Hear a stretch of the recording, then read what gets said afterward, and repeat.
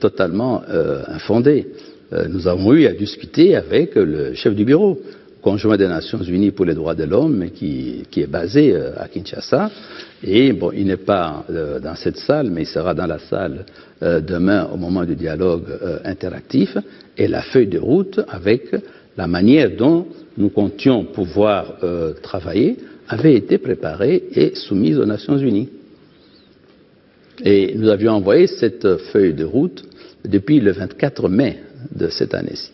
Et ça, vous pouvez vérifier auprès de M. Aranaz, qui vous dira qu'elle a bel et bien reçu notre document. Notre ambassadeur qui est ici à côté a les preuves, en fait, et disons qu'il avait déposé ça aux Nations Unies. Mais nous sentons très très clairement que nous sommes les premiers. Le gouvernement congolais est le premier à regretter la mort brutale, les images insoutenables sur le massacre des 2 experts des Nations Unies. Bon, mais ces images, dans cette région du Kasaï, qui est devenue un foyer de troubles, sont devenues malheureusement monnaie courante, sont devenues malheureusement monnaie courante. Nous avons des images, le livre blanc que ma collègue chargée des droits humains va certainement vous distribuer après, mais à des images que nous n'avons pas voulu présenter pour le moment parce qu'elles sont insoutenables, parce que le mode finalement d'exécution là-bas qu'ils ont pris, c'est la décapitation. En tant que membre du gouvernement, j'ai pu visionner les images sur l'assassinat des 2 experts des Nations Unies. C'est totalement insoutenable. Donc nous sommes déterminés à faire la lumière. Mais nous sentons très très clairement que malgré le fait qu'il y a plusieurs centaines de Congolais qui ont subi le même sort, qui ont été décapités. On voit ces images avec l'épouse de l'administrateur des territoires de Luebo décapité et puis son assassin qui exhibe la tête de la victime ainsi que les bras. Mais nous sentons que l'émotion est devenue beaucoup plus forte avec les 2 experts des Nations Unies pour lesquels nous regrettons. Nous regrettons ce qui leur est arrivé. Nous n'aurions pas voulu qu'ils puissent connaître ce sort-là. Et je me mets à la place des parents du jeune Américain et tout, qui n'avait que lui comme fils unique. Je comprends la profondeur, disons, de la douleur. Mais nous aussi, nous sommes en train de gérer un dossier qui comprend des centaines de Congolais qui ont été massacrés dans des conditions horribles. Et ces images sont totalement insoutenables. Nous pensons que si nous devons les présenter à un moment donné, ça ne serait certainement pas devant un public. Il faudrait certainement peut-être les donner dans un dossier pour les Nations Unies. Mais il est clair, et nous comprenons, que aujourd'hui l'exigence d'une enquête internationale est devenue beaucoup plus forte depuis qu'il y a eu les 2 experts qui sont décédés. Nous comprenons parfaitement, mais il faut savoir que plusieurs chefs coutumiers du Kasaï ont été décapités dans des conditions horribles. Et c'est pour cette raison que nous-mêmes, nous avions mis au point un système d'enquête et d'écoute. Tout le monde, ça a fait le tour du monde lorsque le New York Times a publié un enregistrement qui était dans l'ordinateur de Zaïda Catalan et tout ça, mais cet enregistrement est le nôtre. C'est un enregistrement qui a été fait par nos services, parce que nous voulions savoir jusqu'où il y avait des personnalités qui étaient concernées par ce qui se passait au Kasaï. Nous voulions savoir qui a joué un rôle positif, qui a joué un rôle négatif. D'où la mise sur écoute qui avait été décidée au plus haut niveau sur un certain nombre de personnalités pour savoir, ces enregistrements ont réussi à nous démontrer qu'il y avait aussi bien des personnalités au Kasaï, au niveau national, qui faisaient tout pour apaiser les choses, pour que les choses ne puissent pas déraper, tout comme d'autres, en fait, disons, qui, pour des raisons peut-être de recherche de leadership local, ont envenimé la situation. Donc ça veut dire qu'on ne peut pas nous accuser de ne pas avoir cherché à faire la lumière sur ce qui se passe au Kasaï. Oui, madame. Oui, bonjour, Agnès Petrebou de l'agence France-Presse ici à Genève. J'ai 3 questions. Oui. La première question, c'est sur cette mauvaise gestion des successions coutumières. Ce serait une mauvaise gestion par qui? Je n'ai pas très bien compris qu'est-ce que ça veut dire. Et puis, je me permets de juste poser les 3 questions comme ça, elles sont vite. Ensuite, c'était pas directement la situation au Kasaï, mais je voulais savoir si vous pouvez nous dire quel sort la justice congolaise réserve à M. Katumbi, qui a annoncé son retour imminent dans le pays. Et puis, la deuxième question concerne la plainte déposée à votre rencontre en Belgique. Je voulais savoir, est-ce que vous attendez à une convocation de la justice belge? Voilà, est-ce que vous avez fait quelque chose? Est-ce que vous allez vous mettre à disposition? Voilà. Comment est-ce que vous apprenez ça? Parfait. Je vais répondre aux 3 questions. Je vais répondre aux 3 questions. La gestion coutumière, qu'est-ce qui est arrivé? Le grand chef Kamina Nsapu est décédé. L'héritier qui avait été désigné selon les traditions chefales n'a pas été investi dans les délais conformément à nos lois sur la gestion des collectivités locales.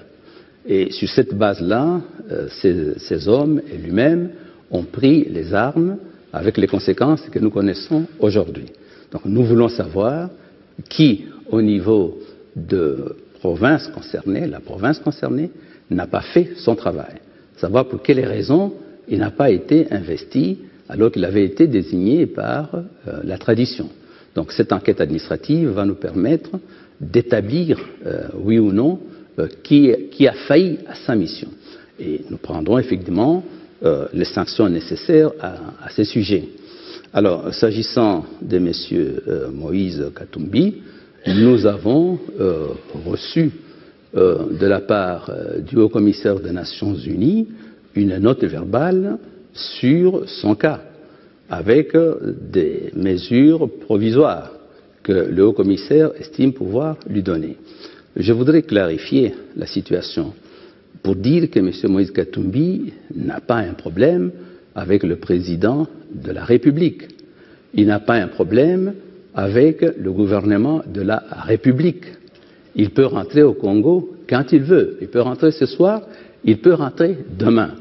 Quel est le problème de M. Moïse Katumbi? C'est que, faisant l'objet des poursuites judiciaires, entendu par le ministère public, il a dit qu'il était malade et qu'il devait aller se faire soigner à l'extérieur. Le ministère public, comme il se doit, l'a autorisé à se rendre dans le pays qu'il avait désigné, à savoir l'Afrique du Sud, où il devait avoir les soins nécessaires. Mais le ministère public lui a imposé également un certain nombre de devoirs, parce qu'à partir du moment où il faisait l'objet de poursuites judiciaires, il ne pouvait pas s'exprimer sur le dossier qui était en instruction. Et ça, c'était l'exigence au niveau du ministère public. Mais au lieu d'aller en Afrique du Sud et de revenir à Kinshasa pour poursuivre l'audition auprès du ministère public, il a fait quelques heures en Afrique du Sud et puis s'est retrouvé en Europe, en Amérique et tout ça. Il s'est répandu dans toute une série, disons, de thèses. Le deuxième volet en ce qui concerne M. Katumbi, c'est qu'un tribunal de Lubumbashi, à la suite d'une plainte d'une partie civile privée, un grec, l'a condamné à 3 ans de prison. Et parmi les moyens d'irrécevabilité que nous allons présenter, parce que pour pouvoir saisir le Conseil des droits de l'homme, pour qu'il puisse agir, le principe qui se retrouve ici est qu'il faut avoir épuisé les moyens nationaux. Contre la peine dont il a été l'objet au niveau du tribunal de Lubumbashi, M. Katumbi est allé en opposition et puis il est allé en appel. Il a même saisi la Cour suprême de justice dans une procédure de renvoi. Or, pour que aussi bien le juge d'appel ou la Cour suprême puisse statuer, il faut qu'il puisse se présenter. Donc, il n'a pas un problème avec le président Kabila, parce que j'ai entendu ça, j'ai vu la note, j'ai vu ce qu'un de vos collègues avait écrit dans un journal assez connu. Son problème n'est pas avec le pouvoir congolais. Et on a dit qu'on voulait l'empêcher de se présenter à l'élection présidentielle. Non. Ce qui pourrait empêcher M. Katumbi de se présenter à l'élection présidentielle, ce n'est pas le gouvernement, ce ne sont même pas ses ennuis judiciaires, parce que le juge d'appel pourrait statuer autrement que le premier juge. Si le juge d'appel décide qu'il est un homme libre, il devient un homme libre. Ce qui pourrait empêcher M. Katumbi de se présenter à l'élection présidentielle, c'est la Constitution. Aujourd'hui, la Constitution congolaise, en son article 70, alinéa 1, dit le président de la République est élu pour un mandat de 5 ans renouvelable une seule fois. Bon. Et partout dans vos pays, vous avez dit le président Kabila ne peut pas se présenter parce que tel est l'esprit de la Constitution. Mais la même Constitution, en son article 10, dit la nationalité congolaise est une et exclusive. Il n'y a pas de double nationalité dans notre pays. Cela veut dire que si le procureur général près de la Cour constitutionnelle a la preuve que M. Moïse Katumbi a une nationalité étrangère, il ne peut pas se présenter, quels que soient les appuis qui pourraient bénéficier par l'un ou l'autre pays occidental, par l'un ou l'autre pays de par le monde. Parce que c'est la Constitution. Et la même Constitution, en son article 151, interdit au gouvernement d'interférer dans les décisions de justice. Il interdit, la même Constitution interdit au Parlement de voter une loi qui aurait pour effet d'arrêter les poursuites engagées par la justice. Donc, il n'y a pas un problème, ce n'est pas le président Kabila, ce n'est pas le gouvernement qui l'empêche, mais quand il va rentrer, il devra se présenter devant la justice. Oh, son avocat, que j'apprécie énormément, parce que je me suis documenté sur lui, étant moi-même avocat, il a un des meilleurs avocats du barreau français qui peut l'accompagner. Donc, quand il rentre au Congo, il se retrouve dans la situation qui était la sienne au moment où il est parti. C'est à lui, il va se représenter de nouveau devant l'officier du ministère public pour continuer l'enquête là où il l'avait laissé. Il appartiendra à l'officier du ministère public pour ce volet-là qui concerne le ministère public d'établir que, bon, il n'y a pas matière à poursuivre et classer le dossier pour inopportunité. Et il appartiendra au juge d'appel qui l'a saisi de dire il n'y a pas de raison de l'arrêter. Il faut savoir que notre code pénal et notre code de procédure pénale n'ont pas été promulgués maintenant pour les besoins de la cause, pour le cas de M. Moïse Katumbi. C'est deux codes que nous avons hérités de la colonisation et ces dispositions pour savoir comment une personne qui a été déclarée condamnée avec arrestation immédiate, tout ça est prévu dans le code. Donc on n'a pas pris des dispositions particulières pour lui. Le juge d'appel pourra décider que non, il n'y a pas de raison de poursuivre, ça s'arrête. Le juge d'appel pourra décider que M. Moïse Katumbi peut, en toute liberté, en fait, disons, circuler sur le pays. Mais la vérité, c'est que quand il arrive, il se retrouve avec ces dossiers tels qu'ils sont. Aujourd'hui, la démarche est de dire il va avoir un sauf-conduit, on ne peut pas le poursuivre. Non. Si vous avez l'ambition d'être un jour le premier magistrat de votre pays, le minimum, c'est que vous puissiez respecter les lois dont vous serez demain le premier magistrat.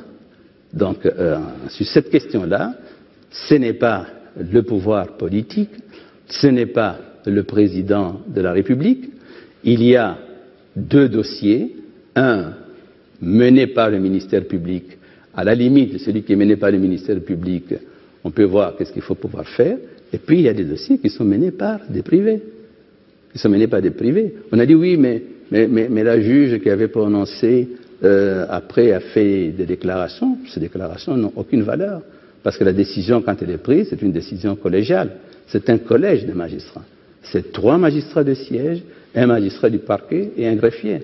Donc, et que maintenant, après avoir rendu la décision, une de ces personnes se désolidarise et fait des déclarations. Bon, on peut se poser des questions, comment est-ce qu'elle a été exfiltrée, comment est-ce qu'elle s'est retrouvée ici pour pouvoir faire ces déclarations, mais ça, c'est pas notre affaire. Donc là, ça sera à lui, et maintenant, bien sûr, il a des très bons avocats au Congo, mais il est allé à un autre niveau, Dupond-Moretti, et tout le monde le connaît. C'est un ténor du barreau français, donc il a un bon avocat, il peut rentrer. Mais il se retrouve dans la situation qui était la sienne au moment où il est parti. Et sur les moyens qui seront présentés par la République, sur l'irrécevabilité de la requête qui avait été introduite, il y aura cela. Donc, quel que soit le courrier qui a été envoyé par le haut-commissaire, ça ne change strictement rien par rapport à sa situation au moment où il rentre et par rapport aux affaires qu'il a en cours. Alors, s'agissant de la plainte en Belgique qui me vise notamment, mon avocat a répondu. Vous avez certainement vu le communiqué qu'il a fait. Nous avons convenu qu'il n'est pas nécessaire que je fasse d'autres déclarations sur cette affaire, mais je me tiens bien sûr à la disposition. Je n'invoque même pas un statut diplomatique quelconque, ça veut dire que je suis tout à fait serein pour pouvoir répondre. Mais avec mon avocat, on a convenu qu'on reste au communiqué tel qu'il avait fait, et je préfère rester, parce que mon avocat est quand même un des meilleurs du barreau de Bruxelles comme pénaliste. Monsieur le ministre, bonjour. Oui, bonjour. Je m'appelle James Keaton, je suis journaliste à l'agence Associated Press. Je voulais savoir si vous pouvez commenter sur la déclaration d'anciens présidents africains qui a été émise la semaine dernière par la Fondation Kofi Annan, qui a notamment parlé du fait qu'il s'inquiète énormément sur la situation de transition politique en République démocratique du Congo. Et ils font appel aux leaders politiques de mettre en avant l'intérêt national et qui disent que, au fait, l'avenir du pays est en danger grave actuellement. Je voulais vous demander, notamment face à une violation de leur point de vue, du point de vue de plein d'autres, qu'il y avait une violation de la Constitution par rapport au retard des élections. Comment vous pouvez servir en tant que le ministre de la Justice dans un pays où il y a une violation claire de la Constitution? Ok, je vais répondre sur les deux aspects. J'ai vu l'appel de ce chef d'État qui demande qu'on puisse organiser les élections. Je vais peut-être clarifier une interview qui a fait de l'émoi dans la presse internationale quand le président de la République a dit « je n'ai rien promis » s'agissant de la date du 31 décembre. Effectivement, le président de la République a toujours dit l'organisation des élections, c'est la question de la CENI. Et si la CENI dit qu'elle est prête à organiser des élections demain ou en septembre ou en octobre ou en décembre, le président de la République a toujours dit c'est une matière qui relève de la CENI. Donc il y a eu un malentendu parce que j'ai vu des extrapolations qui ont été faites en disant voilà, il a dit qu'il n'a rien promis, donc il n'y aura pas élection. Non, le président de la République a toujours dit les élections, c'est l'affaire de la CENI, la Commission électorale nationale indépendante. Le président d'ailleurs de la CENI est ici et il a fait ce matin dans ce palais un exposé sur l'état d'avancement. Aujourd'hui, le processus d'enrôlement est bien avancé. Le jour où la CENI va établir son calendrier, ce calendrier sera respecté. Et si elle dit que demain elle est prête à organiser les élections, il n'y aura pas objection de la part des autorités congolaises et du président de la République. Le président de la République aujourd'hui, je peux l'affirmer, veut les élections et il le veut dans les meilleurs délais. Mais quand il a dit à Der Spiegel, je n'ai rien promis, parce qu'effectivement, il n'a jamais dit, lui, que les élections auront lieu en septembre ou en octobre, ou en décembre. Il a toujours dit que ça sera selon le calendrier de la CENI. Bon, maintenant, s'agissant du respect de la Constitution, là, vous voulez parler en fait de la fin du mandat du président. J'ai fait partie de l'équipe que le président avait mise en place pour que, par rapport aux perspectives de la fin de ce mandat et les contraintes devant lesquelles nous nous trouvions, contraintes financières, contraintes organisationnelles, comment faire pour organiser des élections crédibles. J'ai fait partie de l'équipe que le président a envoyé rencontrer le représentant de M. Tshisekedi. J'ai été à Venise pour rencontrer les représentants de M. Tshisekedi. J'ai été à Ibiza pour rencontrer les représentants de M. Tshisekedi. J'ai été à La Haye. J'ai été à Bruxelles. Nous avons eu des séances énormes qui ont duré parfois, disons, de nombreuses heures, parfois jusqu'au petit matin, pour pouvoir dire, bon voilà, nous avons des difficultés, il est clair que les élections ne pourront pas être organisées à telle date, comment on organise les choses pour pouvoir le faire le plus rapidement possible.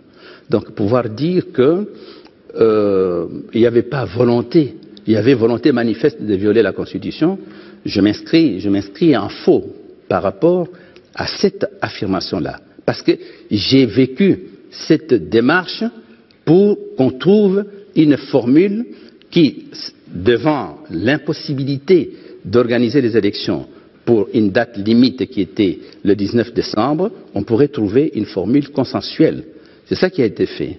Et lorsqu'on a organisé, finalement, c'est les délégués de l'UDPS avec lesquels nous étions qui étaient d'accord et puis qui n'étaient plus d'accord.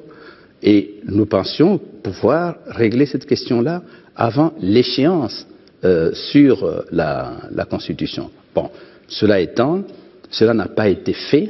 Cela n'a pas été fait parce qu'il y avait eu toute cette problématique de la classe politique congolaise. Maintenant, la démarche est de dire il faut aller cap vers les élections. D'où les deux dialogues qu'on a eus.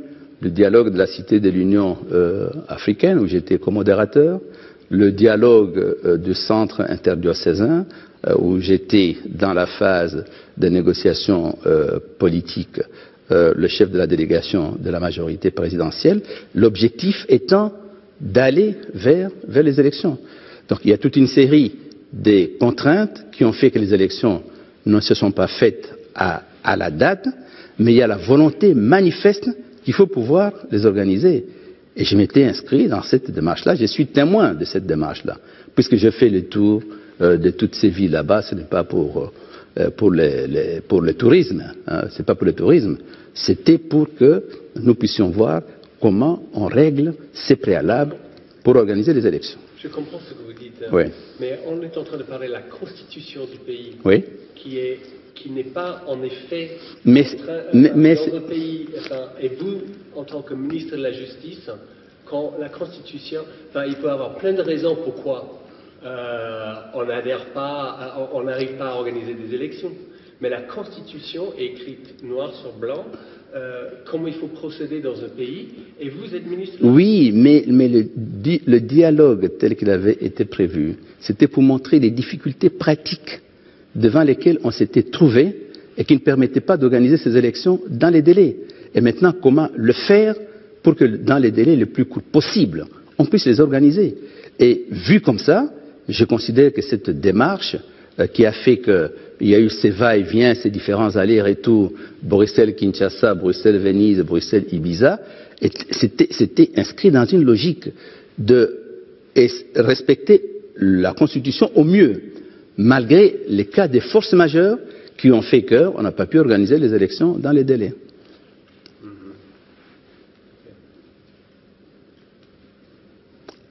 D'autres questions? Oui, madame. Vous avez parlé de l'enquête sur les deux experts de l'ONU. Quand est-ce que vous pensez qu'elle sera clôturée? Et puis, qu'en est-il des autres enquêtes dont vous avez parlé sur les décapitations des autres chefs coutumiers? Aujourd'hui, s'agissant de l'enquête sur les 2 experts des Nations Unies, nous avons dans la vidéo de leur exécution identifié une douzaine de personnes, et parmi lesquelles les 4 qui étaient les plus actives et qui ont posé des actes et qu'on voit parfaitement. Sur ces 12 personnes, les 4 les plus actives sont aux arrêts. Les autres sont en fuite. Et comme je l'ai dit, nous avons ouvert le procès depuis le 5 de ce mois sur place à Kananga. Et il se poursuit. On va requérir des faux pour ceux qui sont en fuite. Aujourd'hui, le parquet militaire qui mène le dossier a déjà suffisamment d'éléments que pour cette enquête puisse se faire. Donc, dans les prochaines semaines, dans les prochains mois, le procès qui a démarré va pouvoir connaître un aboutissement. S'agissant des autres cas de décapitation et consorts, aussi un procès a démarré en Mbuji-Mayi, et cette fois-ci contre nos propres forces. C'est la vidéo qui avait circulé sur les réseaux sociaux où on voit nos militaires en train d'abattre quelques personnes. Cette enquête-là a démarré et le procès est aujourd'hui en cours. Et nous disons, il y a eu de nombreuses victimes, de centaines de victimes. On a trouvé plusieurs fosses communes.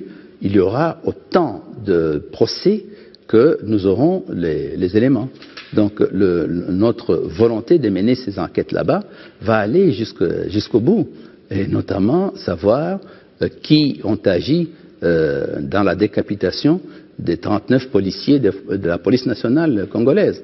Donc le Kasaï va connaître pendant les mois, si pas les années qui viennent, toute une série de procès liés aussi bien à l'assassinat des 2 experts des Nations Unies qu'à l'assassinat de plusieurs centaines de Congolais par les miliciens et autres. S'agissant des 2 experts, le procès a démarré. Le parquet militaire a bouclé l'enquête et 4 personnes sont aux arrêts. Et le procès a démarré devant le tribunal militaire depuis le 5 juin. Donc il se poursuit devant le tribunal militaire. Le procès contre les militaires qui avaient exécuté les civils à Mwanza-Lumba a également démarré au niveau de Mbuji-Mayi. Et il se poursuit. Donc à la suite des différents éléments que nous avons, et c'est là que nous disons, les experts internationaux qui pourraient venir vont nous aider certainement à pouvoir compléter nos dossiers, parce que la volonté de faire ces enquêtes, de les pousser au bout et d'amener devant la justice les différents auteurs, cette volonté-là est tout à fait claire, à commencer par le chef du président de la République et de tous les décideurs de notre pays. Monsieur le ministre, je peux poser une dernière petite question? Oui, absolument. Je suis là. Si je peux tourner ma question d'une autre manière, comment vous pouvez dire à un Congolais moyen de respecter les lois du pays si le gouvernement lui-même ne respecte pas la Constitution? Même si vous dites que vous voulez respecter la Constitution au mieux, si un Congolais moyen dit « je voulais respecter au mieux la loi », mais je ne l'ai pas fait. Comment vous voulez qu'un Congolais respecte la loi quand le gouvernement ne respecte pas la Constitution? Mais où est-ce que le gouvernement n'a pas respecté la Constitution? Parce qu'il y avait la date prévue. Mais ça, je vous ai signalé, vous avez un point de fixation par rapport, disons, à cette question de la date. Je vous ai expliqué, je ne suis pas revenu sur les conditions qui ont fait qu'on n'a pas organisé les élections dans les délais, le fait que le gros des ressources ait été mis en place pour combattre la rébellion du M23 et consorts. Donc je ne suis pas revenu sur tout cela. Je vous ai dit, la volonté au niveau du gouvernement est d'organiser les élections. Et le président de la CENI est ici à Genève. Il est arrivé hier. Il est ici à Genève. Il a fait un exposé ce matin pour démontrer où est-ce que nous allons. Parce que dans tout ce discours-là, la chose qui est positive, c'est qu'aujourd'hui, l'enrôlement des électeurs suit son cours avec un plein succès.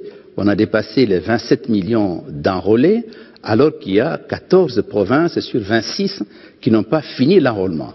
Et nous allons vers un horizon de 42 à 43 millions d'électeurs. Une fois que ces enrôlements sont terminés, le président de la CENI va publier son calendrier. Donc nous allons vers cela. Mais les cas des forces majeures, c'est également inscrit dans le droit positif. Et ça, c'est clair. Donc je vous ai expliqué les raisons pour lesquelles on n'a pas organisé ça dans les délais. Je vous ai expliqué les efforts du président de la République pour que les choses puissent se dérouler dans les meilleurs délais, les difficultés devant lesquelles on s'est retrouvé. Parce que si nous sommes allés finalement d'abord au dialogue à la Cité de l'Union africaine et ensuite au dialogue à la CENCO, c'est dans la recherche de coller au plus au calendrier tel qu'il est prévu par la Constitution. Donc je peux vous garantir que les élections, selon le calendrier qui sera fait par la CENI, vont être organisées. Et prochainement. Donc, mais c'est à la CENI à pouvoir communiquer le calendrier. Et on fera tout pour que pour les prochaines échéances, on respecte strictement cela. Oui, madame. Juste une dernière question, Catherine Chantant pour le magazine Fiscal Vie. Je voulais revenir au projet de résolution qui a été déposé. Comment comptez-vous réagir au cas où cette résolution serait votée? Ça serait dommage, pour la simple raison que s'il y a une résolution qui est votée et qui ne tient pas compte de nous, son application sera difficile. Comment voulez-vous que les experts puissent aller dans un pays étranger sans qu'ils puissent passer par les autorités nationales? Ils vont arriver comment? Comment vont-ils avoir le visa? Comment vont-ils avoir accès aux provinces? Donc la meilleure formule serait que on aille vers une solution acceptable par tous.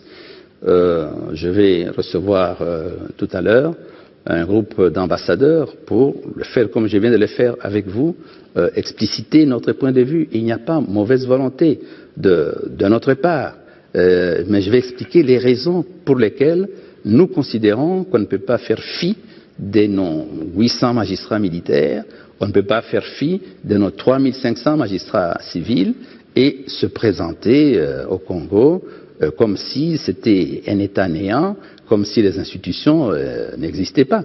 Nous avons quand même pu prouver que nous avions les magistrats, bien sûr, ils ne sont peut-être pas tous au point, mais nous avons quand même pu prouver, à la suite d'un concours international, qu'un de nos magistrats militaires a été choisi par les Nations Unies pour devenir procureur spécial pour la Cour pénale spéciale en République centrafricaine. Donc ça veut dire que notre justice fonctionne. Il peut y avoir des ratés, mais on ne peut pas dire qu'elle ne fonctionne pas. La preuve, c'est la désignation de ce magistrat congolais qui est le procureur spécial pour la Cour pénale spéciale pour la République centrafricaine, où il est nommé pour un mandat de 5 ans par les Nations Unies.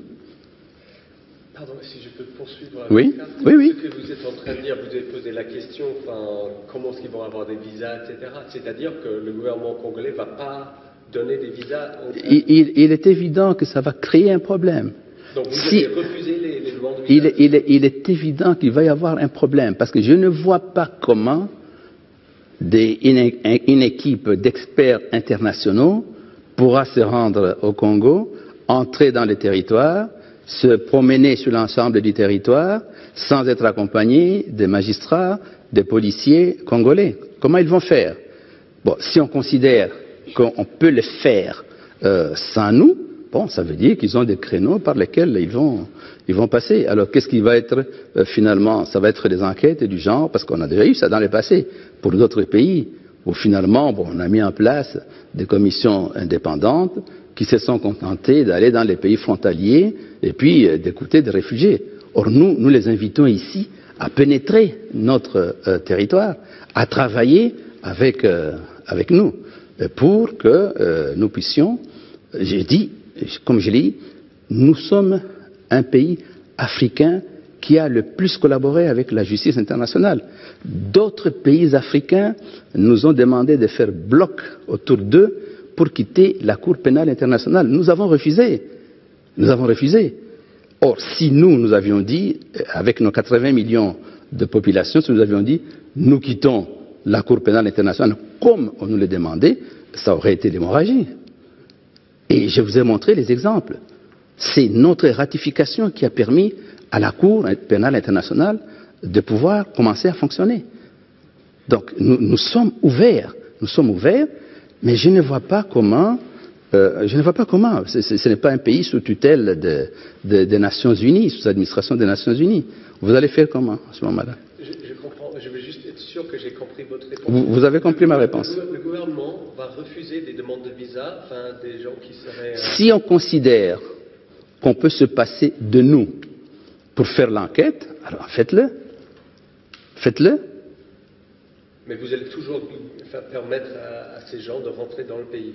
Mais ils vont rentrer comment dans ce pays? Ils vont considérer que c'est un pays qui est sous administration des Nations Unies et qu'ils peuvent y aller et se promener et faire ce qu'ils veulent. Et ce que nous demandons, c'est un minimum raisonnable. Nous disons, avant, nous étions bloqués sur un aspect, c'est nous qui menons l'enquête, et rien que nous. Et nous avons dit, nous avons 3500 magistrats civils, nous avons 800 magistrats militaires, nous sommes capables de mener les enquêtes. Bon. Et puis nous avons évolué. Nous avons dit, mais tout compte fait, bon, tant mieux, ils vont peut-être nous faciliter la tâche. Qu'ils viennent, mais qu'ils travaillent avec nous. Mais s'ils disent qu'ils vont venir et ils vont travailler sans nous, ils font comment? Pour aller quand même dans une province, le minimum c'est d'arriver et de voir l'autorité provinciale. Hein? Ils vont faire comment? C'est un pays qui est 5 fois la France.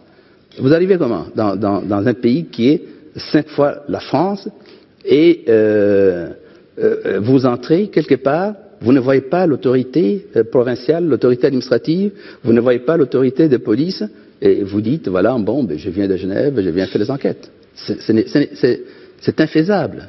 Donc ça veut dire qu'à ce moment-là, ils vont faire comme ils le font, ils vont passer par l'Angola ou n'importe quel pays, mais ils vont rester dans les frontières. Mais est-ce qu'en restant dans les frontières, ils ont la réalité? On parle de choses différentes. Vous parlez du fait de pouvoir se balader à l'intérieur de la République démocratique du Congo. Moi, je parle juste de l'entrée directe. Je parle du fait d'entrer dans la République démocratique du Congo. Vous le faites comment?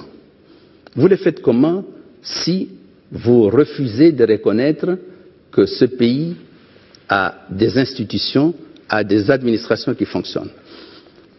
Parce que l'idée de dire que on va le faire sans eux, ça veut dire qu'il n'y a pas de gouvernement dans ce pays.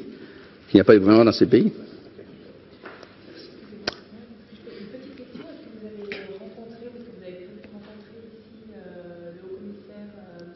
Ma collègue chargée des droits humains, elle est peut-être beaucoup plus souple, plus gentille. Elle va pouvoir les convaincre plus facilement. Je lui laisse cette mission-là. Non. Moi, je suis venu pour sensibiliser.